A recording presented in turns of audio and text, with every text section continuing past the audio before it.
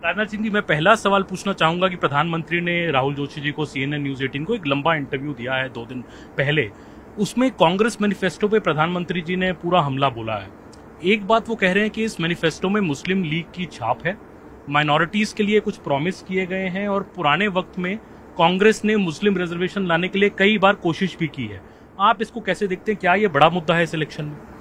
देखिए, मेरा तो यह मानना है कि जाति, पंथ और मजहब के आधार पर राजनीति नहीं की जानी चाहिए।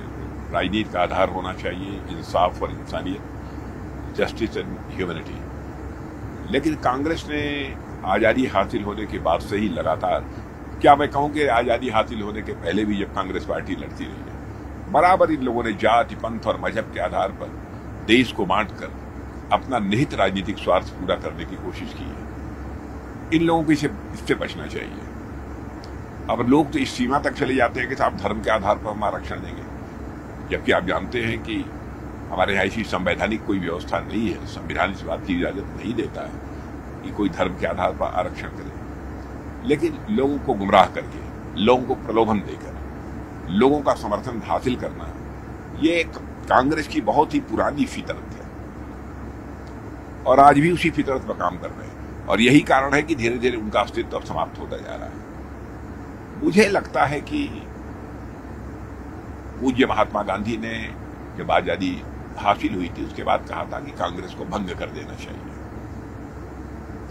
बहुत सोच समझ कर उन्होंने कुछ कहा था महात्मा गांधी ने, लेकिन इन लोगों ने पूज्य बापू की बात को माना नहीं है। और आज उनकी हालत यह हो गई है कि जनता ने ही फैसला कर लिया है कि जो पूज्य बापू ने कहा था कांग्रेस के संबंध में, कांग्रेस को समाप्त करने की, अब बापू की मुराद को कोई पूरा करेगा तब हम ही लोग पूरा करेंगे।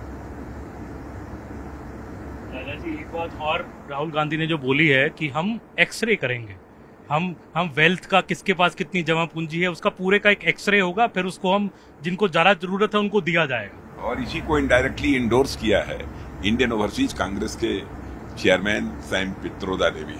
उन्होंने कहा कांग्रेस में, ये अमेरिका में इस प्रकार का सिस्टम है कि 55% आपकी संपत्ति, यदि परिवार का कोई मुखिया यदि उसकी मृत्यु हो जाती है तो 55% यानी 55% है सरकार को चला जाएगा, 45% से इस बचेगा। मैं समझता हूं कि इससे तो एक जबरदस्त आर्थिक मंदी पैदा होगी और इस देश को आर्थिक संकट से गुजरना पड़ेगा। मेरा मानना यह, जब तक लोगों के अंदर ये इनिशिएटिव नहीं होगा कि हमको यह हासिल करना है, इसलिए हमको इन्वेस्ट करना चाहिए, इसलिए हमको काम करना चाहिए, लोग काम क्यों करेंगे?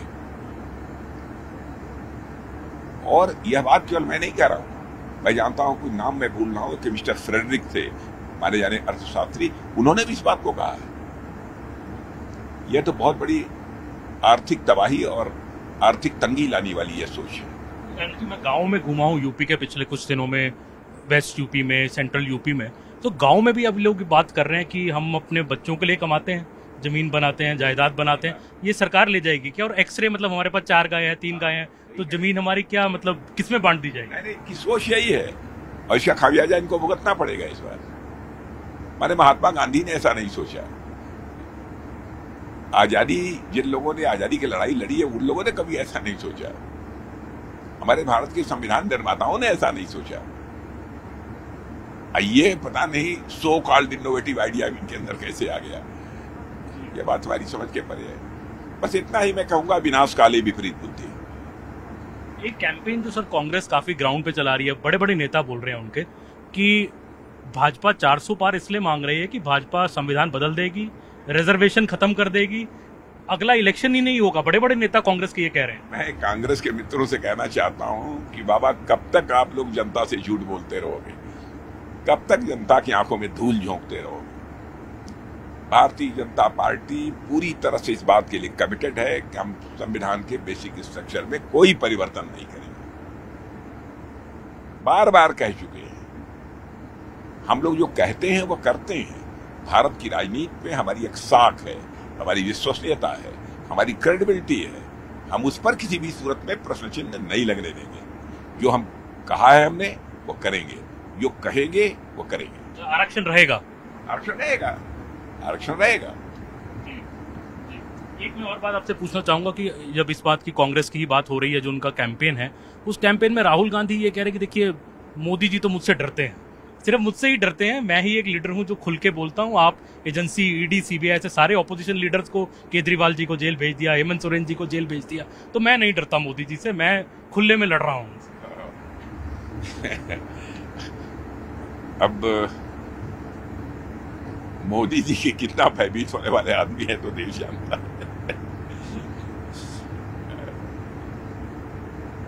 मैं क्या बताऊं उनके बारे में, एक शब्द है लेकिन इस शब्द का प्रयोग मैं उनके बारे में करना नहीं चाहता।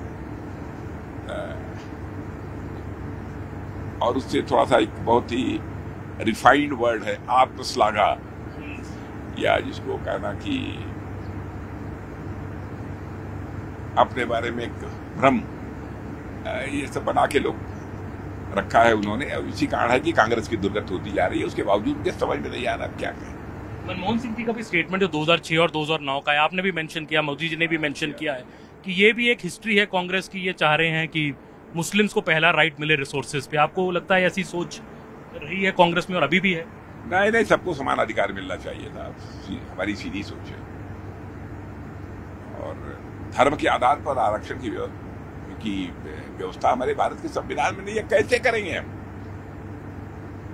आप ये कह रहे हो संविधान में नहीं बदलना है, संविधान नहीं बदलना चाहिए, और आप दूसरी तरफ मुस्लिम समाज के लोगों को गुमराह कर रहे हो। धर्म के आधार पर हम आपको आरक्षण देंगे, धर्म के आधार पर हम आपको प्रायोरिटीज देंगे। कैसे संभव है? कैसे करोगे? आपका नारा रहा है अब की बार 400 पार, भाजपा का नारा है, पर कांग्रेस अब कह रही है नारा अब बीच भी नहीं बोल रही है कई दिनों से, क्योंकि वोटर टर्नआउट कम हो गया पहले 2 फेज में, तो बीजेपी घबरा गई। घबराए तो वो लोग हैं। अब देखिए रायबरेली बैठी से क्या होता है, अभी कुछ नहीं कह नहीं सकता, लेकिन मुझे लगता है शायद वो लोग हिम्मत न कर पाए। मुझे लगता है हिम्मत न कर पाए। घबराया कौन है, साफ हो जाएगा कुछ समय के बाद।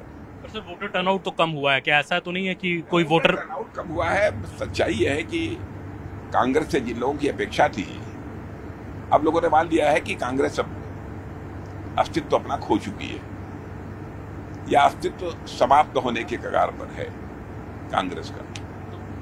उनके वोटर सब कम निकले हैं इस बार वोट देने के लिए,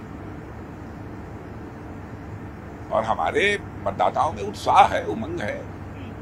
वो जानते हैं कि मोदी जी के नेतृत्व में भारत की अंतर्राष्ट्रीय जगत में प्रतिष्ठा बढ़ी है, दुनिया में भारत का कद ऊंचा हुआ है, देश की अर्थव्यवस्था भी काफी मजबूत हुई है।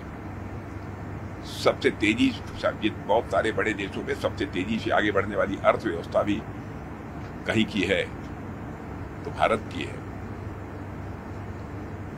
और इंटरनेशनल मॉनेटरी फंड ने भी भारत की अर्थव्यवस्था की सराहना की है। जिस तेजी से प्रगति हमारी हो रही है आर्थिक क्षेत्र में, पूरी उसकी प्रशंसा की है। मोदी ही बड़ा फैक्टर लग रहा है सर इलेक्शन में। आप मोदी जी के चेहरे पे इस इलेक्शन में मैं देख रहा हूँ, ये 19 में और 14 में भी इतनी बात नहीं थी, आप तो अध्यक्ष भी थे 14 में जब इलेक्शन हुआ। इस बार बीजेपी बिल्कुल मोदी जी के चेहरे पे, मोदी की गारंटी। जी बिल्कुल, मोदी जी के चेहरे पर चुनाव लड़ने हैं, ये कहने में मुझे कोई हर्ज नहीं, ये सच्चाई भी है, क्योंकि उन्होंने 10 सालों में करके दिखाया है। जो कहा था सब किया, और जो कहा था वही नहीं किया बल्कि उससे अधिक किया। तो स्वाभाविक है कि उन्होंने एक अपनी विश्वसनीयता कायम की है, उनके कार्यकाल का एक शानदार ट्रैक रिकॉर्ड है, तो हम उसकी चर्चा करेंगे। उस आधार पर हम लोगों से वोट देने की अपील भी करेंगे। मैं आखिरी सवाल कुछ यूपी पे पूछना चाहूंगा, क्योंकि आप यूपी से मुख्यमंत्री भी रहे हैं पहले, और लखनऊ से आप 2 बार सांसद भी हैं। सर यूपी में क्या रहेगा? यूपी में आपने 73 सीटें जीती 14 में, 19 में अलायंस हुआ दूसरी तरफ तो 64 पे आए, फिर 66 पे चले गए, 2 बाईपोल जीत के। इस बार यूपी में क्या आप देख रहे हैं, क्या माहौल है और क्या सीटों की आपकी प्रेडिक्शन रही? लक्ष्य तो 80 में 80 सीटें जीतने का है उत्तर प्रदेश। कोशिश हमारी यही है। हो सकता है एक सीट कहीं किसी 1-2 सीट कभी गड़बड़ हो सकती है, पहले से बेहतर परिणाम होगा, इतना मैं कह सकता हूँ। 73 का रिकॉर्ड बीजेपी तोड़ेगी इस बार? पक्का वो रिकॉर्ड टूटेगा, मैं आश्वस्त हूँ। एक परसेप्शन सर ये है कि क्योंकि राम टेम्पल भी, इसी राम मंदिर का मुद्दा भी आपने इस इलेक्शन में बीजेपी ने रखा, ये कहा कि देखिए हमने कहा तो हमने राम मंदिर बनाया। राम मंदिर ना अखिलेश यादव गए, ना राहुल गांधी गए, प्रियंका गांधी गए, गांधी परिवार से कोई नहीं गया। आपको लगता है लोगों में इस बात का भी रोष है कि जब बुलाया गया प्राण प्रतिष्ठान पे तो ना अखिलेश गए ना? बिल्कुल बिल्कुल इसकी चर्चा है, लोगों को नाराजगी भी है और साथ ही साथ इन लोगों की बुद्धि पर जनता को तरस भी आ रहा है। क्या हो गया इन लोगों को? बुद्धि मारी गई है, जिसे कहते हैं गांव देहात में भाषा होती है कि इनकी मति मारी गई है, इनका दिमाग काम नहीं कर रहा है। दे आर मेंटली पैरालाइज्ड, इसका मतलब ये होता है मति मारी गई, वो स्थिति हो गई है। तब कहा था कि बीजेपी का फंक्शन, आरएसएस का फंक्शन है तो हम नहीं जा रहे हैं, और तो प्राण प्रतिष्ठान हुए भी कई महीने हो गए। आरएसएस का फंक्शन नहीं था, कुछ राजनीतिक पार्टियों के लोग आए थे, लेकिन वही मैंने कहा ना कि कांग्रेस की हालत बहुत मति मारी गई है। मैंने कांग्रेस पार्टी की बात में कह रहा हूँ कि दे आर मेंटली पैरालाइज्ड हालत में। एक सर, जो प्रधानमंत्री ने कहा बिहार और महाराष्ट्र के बारे में एक सवाल मैं और पूछूंगा, क्योंकि बिहार में उन्होंने कहा हम 40 में 40 सीट इस बार जीतेंगे, महाराष्ट्र में भी अच्छा रहेगा, बट कुछ ये परसेप्शन है कि बीजेपी महाराष्ट्र और बिहार में खुद तो स्ट्रांग है, पर आपकी एलाई जो है वो शायद इतने स्ट्रांग नहीं है, चाहे नीतीश कुमार हो, चाहे एकनाथ शिंदे हो या अजीत पवार जी हो। ऐसी कोई चिंता बीजेपी में? देखिए, इस बार ये सब सारा नहीं देख रहे हैं लोग, ये देख रहे हैं कि मोदी जी को पुनः तीसरी बार भारत का प्रधानमंत्री बनाना है और पहले से ज्यादा ताकतवर बनाना है। इस सोच के आधार पर मतदान हो रहा है। इसलिए यदि कहीं पर किसी हमारे एलाइज की थोड़ी बहुत ड्रॉबैक्स भी होंगी, उनको लेकर थोड़ी बहुत किसी मुद्दे को लेकर नाराजगी भी होगी, लोग उसको दरकिनार करेंगे और मोदी जी को तीसरी बार भारत का प्रधानमंत्री बनाना है, इस सोच के आधार पर लोग मतदान करेंगे, ऐसा मेरा विश्वास है। आखिरी सवाल सर, लखनऊ से, क्योंकि आप सांसद, मैं लखनऊ को एक सवाल पूछना चाहूंगा। 1991 से अटल बिहारी वाजपेयी जी ने सीट जीती इतनी बार, फिर आप 2 बार सांसद, लालजी टंडन जी रहे।